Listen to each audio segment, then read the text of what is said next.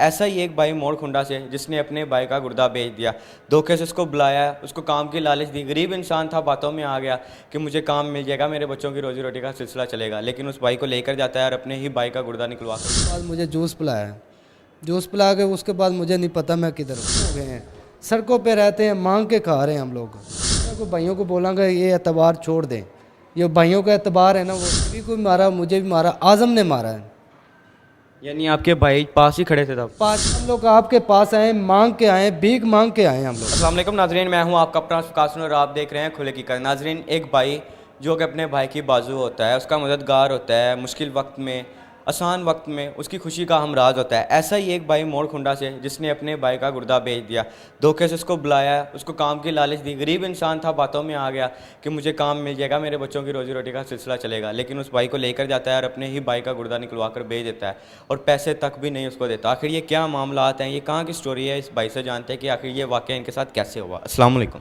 वालेकुम सलाम। आपका नाम? अली अहमद जी।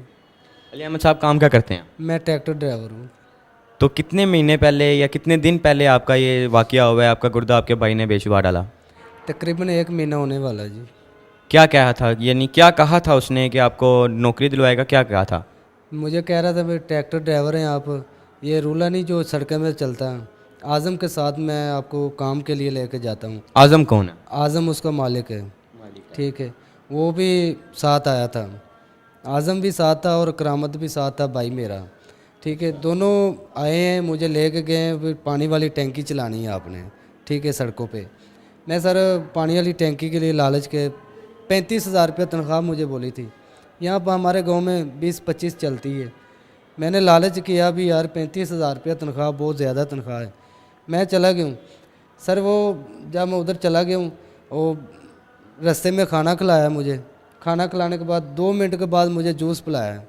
जूस पिला के उसके बाद मुझे नहीं पता मैं किधर हूँ। ठीक, उन्होंने आपको सिर्फ पिलाया या खुद भी पिया जूस? आप भी पिया था, पहले मेरे लिए आया था, बाद में उनके लिए आया था। ठीक है, वो मेरा भाई लेके आया था। अच्छा। हाँ जी। मैं जब सर तीसरे दिन बाद मुझे होश आई तो मैं देखा तो आज़म की रैश के अंदर मैं था। जो यानी आपके भाई का मालिक है? मालिक है। मैंने बोला ये क्या हुआ? आज़म ने बोला भी आपने यहाँ से ऊंची आवाज़ नहीं निकालनी है। ठीक है, मैंने दर्द महसूस की, मैंने बस देखा तो मुझे पट्टी लगी हुई थी।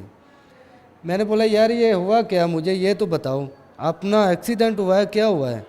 कह रहे नहीं कुछ भी नहीं। जो मेरे भाई की बीवी थी ना बड़ी, वो बोल रही थी भी आप बकवास ना करो, आपका गुर्दा निकाला गया है। ठीक है, मैंने सर वहाँ रो रहा था। खैर मैंने रोने के मुझे कोई फ़ायदा तो नहीं उसके पास मिला, क्योंकि मुझे धमकी दे रहे थे। उसके बाद मैं सर आराम कर गया। 3-4 दिन बाद मैंने भाग के आ गया हूँ, यहाँ लाहौर आ गया हूँ अपने बच्चों के पास। यहाँ हम लोग 7 दिन के बाद फिर गए हम लोग उधर कि अब हमारा क्या करना है। हम लोग तो गारो बघार हो गए हैं, सड़कों पे रहते हैं, मांग के खा रहे हैं हम लोग। इतने बुरे हालात हो? इतने बुरे, मेरी बीवी मांग के खा रही है। ये आपको मैं अभी दिखाऊंगा कि मेरी बीवी जो है ना मांग के खवा रही है। मैं तो चल नहीं सकता और काम भी नहीं कर सकता। आपके भाई को तरस नहीं आता आप पर? नहीं सर, मैं ये सारी दुनिया को भाइयों को बोलांगा ये एतबार छोड़ दें। ये भाइयों का एतबार है ना, वो छोड़ दें बस। भाई वो जब मैं वहाँ से आया हूँ तो बीवी लेके गया हूँ, उन लोगों ने मारा मुझे। ठीक है, मेरी बीवी को भी मारा, मुझे भी मारा, आज़म ने मारा है। यानी आपके भाई पास ही खड़े थे तब? पास ही खड़े थे। उन्होंने रोका नहीं कि यार मेरा भाई है, आपने पहले भी इतना जुल्म कर लिया, अब दोबारा कर रहे हो? नहीं रोका उन्होंने। भाई ने मुझे मारा है और आज़म ने जो है ना वो मेरी बीवी को मारा है। ठीक है सर, मैं आपको अभी भी दिखा सकता हूँ। औरत ज़ात है उसके, ये यहाँ भी मारा है और सीने पे भी मारा है आज़म ने। ठीक है, चांटे मारते रहे हैं, गुस्सुने मारते रहे हैं। मैं हाथ जोड़ रहा हूँ तो यार हमें ये तो माफ़ी दे दो, हमें मारो नहीं। उसके बाद सर मैं आ गया हूँ यहाँ कुंडा मोड़ में। यहाँ मैं गया हूँ ननकाना साहब DPO साहब के पास दरख्वास्त लेके। दरख्वास्त वहाँ से मार्च हुई है, यहाँ आ गया हूँ थाना मांगटाले में। थाना मांगटाले में आके तो SHO साहब ने मुझे शाम को फ़ोन किया है। हाँ भाई बात सुनो, इधर हमारे पास आओ थाने में। यानी इन्वेस्टिगेशन के लिए बुलाया उन्होंने? जी जी सर, मैं जब थाने में आया हूँ तो SHO साहब ने बोला भी वो कौन थे। मैंने बोला एक मेरा भाई है और एक आज़म है। उसने बोला भी आज़म क्या काम करता है? एसओ साहब मैंने पूछा भी आज़म क्या काम कर रहा है। मैंने बोला सर वो रूले का मालिक है, सड़कों पे चलाता है, 3 रक्शे हैं उसके पास। कौन होता है? मैंने बोला अमान है।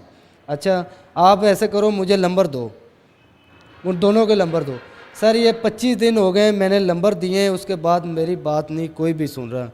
लिहाजा हम लोग मीडिया के पास मजबूर होके आए हैं, लेकिन हमारी कोशिश नहीं थी कि हम लोग मीडिया के पास जाएं। ठीक है, तो दरख्वास्त करता हूं कि आप भी भाई हमारी हेल्प करेंगे। ठीक है, आगे आप जो यहाँ हम लोग आपके पास आए, मांग के आए, भीख मांग के आए हम लोग। जब आपको ये पता चल गया कि मेरे साथ ये काम हुआ है, आपने अपने भाई से पैसे नहीं मांगे कि चलो मुझे कुछ तो दो ताकि मैं कोई अपना काम शुरू कर सकूँ या अपने घर का गुजारा कर सकूँ? नहीं सर मैंने नहीं मांगे थे। मैंने बोला ये बस ये बोला था भी ये क्या क्या किया मेरे साथ आपने, चलो मेरे बच्चों को रख लो, मैं बाहर कहीं भीख मांग के भी खा लूँगा, लेकिन मेरे बच्चों को इस नौबत पे ना पहुँचाएं। लेकिन उन्होंने मार के बजा दिया। अब भीख मांग रहे हैं, खा रहे हैं। सारी हमारी जो रिश्तेदार हैं वो ताड़ियाँ मार रही हैं कि बहुत अच्छा हो रहा है। ठीक है, कुछ रिश्तेदार हैं उसके पास हैं, उसकी तरफदारी करते हैं, कुछ रिश्तेदार हैं मेरे हमदर्दी करते हैं, लेकिन देने के लिए नहीं कर रहे हैं। बस यही कह रहे हैं कि सिर्फ ये अल्फाजों के साथ अपने साथ हैं। अपने साथ हैं मेरे साथ। बड़े भाई के पास गए हैं, बड़े भाई ने बोला भी मैं नहीं ये इस मामले में नहीं आऊँगा, आप जाने वो जाने। ठीक है सर, मैं पैसे नहीं मांग रहा हूँ, मैं कोई भीख नहीं मांग रहा हूँ, मैं अपना इंसाफ मांग रहा हूँ। मैं चाहता हूँ कि जो मेरी सज़ा हो रही है ना, मुझे हो रही है, इससे भी ज़्यादा उनको सज़ा मिलनी चाहिए।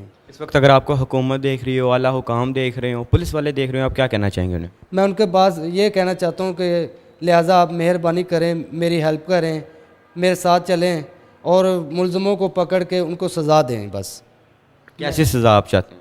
मैं उम्र भर की सज़ा चाहता हूँ।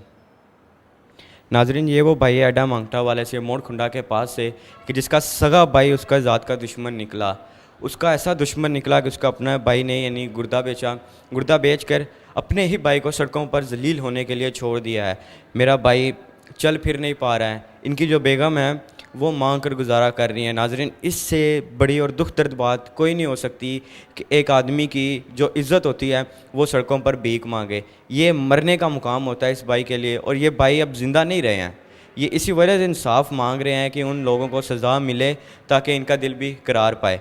अब आपको गोली भी मारनी है, हमने मारने की धमकी भी दे, मारने की भी धमकी दे रहे हैं भी किसी पुलिस के पास जाएंगे या किधर भी जाएंगे ना, हमको आपको गोली, अब बच्चों के साथ गोली मारूंगा, यानी सबको मार देंगे। जी सबको मार देंगे।